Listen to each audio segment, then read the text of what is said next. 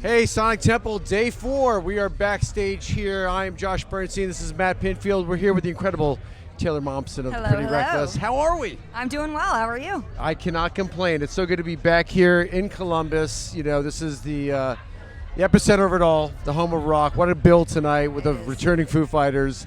You guys playing Sublime Deftones. Yep. What a blessing to be here. It's incredible. Taylor, I mean, I got to say, I mean, it's always great to see you guys on festivals. It's great to see you do the full-length live shows, too. Oh, yeah. Which awesome. I just love when I get to see you in a venue as well. But it's incredible for you. Are festivals still an exciting experience for you? Like, do you enjoy going out and finding new fans that might absolutely, might know some of the music, but then, they finally see you and realize how great the band is? The full-on win-over moment. Yeah. Of course. Festivals they're very, I don't need to tell you, they're very different than your own show. It's a very different feel, but the energy at a festival is so palpable. Yeah. It's so exciting that I think you wake up and you feel it while you're still on the bus before you've even stepped off and onto the grounds. Especially Sonic Temple, Danny and Gary do such a great job to make these really exciting, not only for the fans, but for the bands.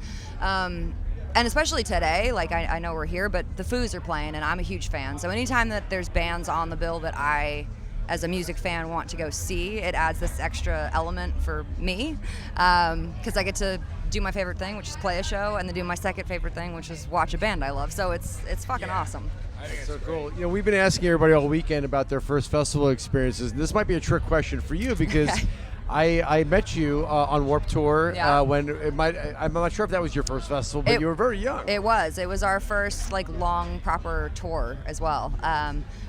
Does Warped Tour count as a festival, or does that count as its own world of touring that is unlike anything else? It was like a summer camp a bit, It was a summer camp, boot camp for bands.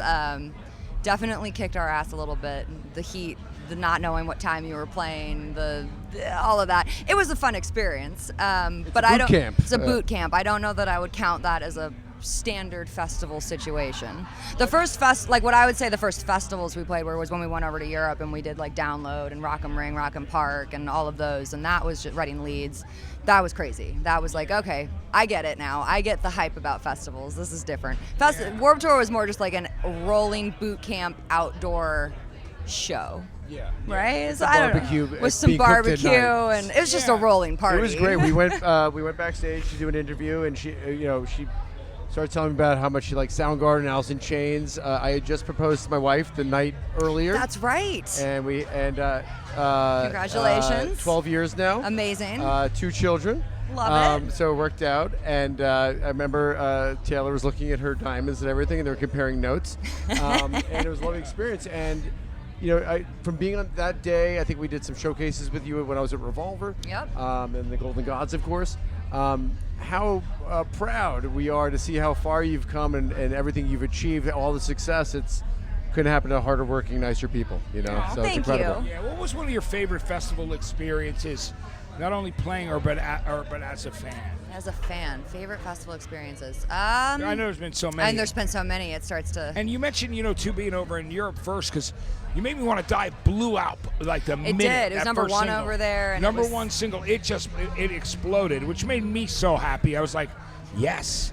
It was really cool because it's a great rock song, and it was another victory for rock. Thank you. Yeah, it's still one of my favorite songs to play at shows too. That's a good feeling that your first success is still something you want to, go back to. It doesn't feel old. It doesn't feel like, oh God, we got to play this one. It still feels fresh every night. That was a gem of a song. It was a killer. I never know when those are gonna come. But I think my first experiences, it's probably like losing your virginity or something. My first experiences Matt hasn't gotten there yet. No, it'll take me a while. But it's his birthday today. This could be the night. This could be his lucky night. This could be the night. You know what? We're gonna make it happen, Matt. We're gonna make it happen. I'll find you a girl. Put your number here below on the video. Yeah, okay, thanks for that crawl. Probably, I would say it's probably like the first ones were probably Europe, like as the first real experience, like Download in the rain and the fans just going nuts. Like that was a real moment for us that I will forever remember. And then past that, you know, as the years go on, it's kind of just a continuation of that, which is really exciting, and you get to kind of relive it every year, and it's Groundhog Day in this whole new weird fucked up way. I don't know. It's awesome. Festivals are a lot of fun. And Sonic Temple, I'm not just saying that because we're here right now. Sonic Temple is something that we look forward to. Or Rock on the Range. It was Rock on the Range, now it's Sonic Temple.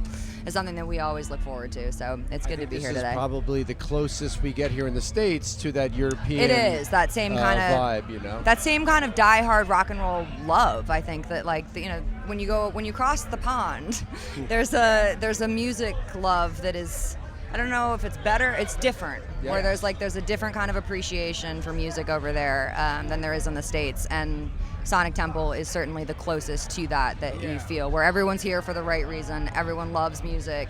It's not just about getting messed up and having a night for yourself. It's very music oriented, and I think that those are the best festivals for bands, at least. Absolutely. That's how Well, I like you feel. said, we've been here for many years where you've played this festival before, but today, main stage.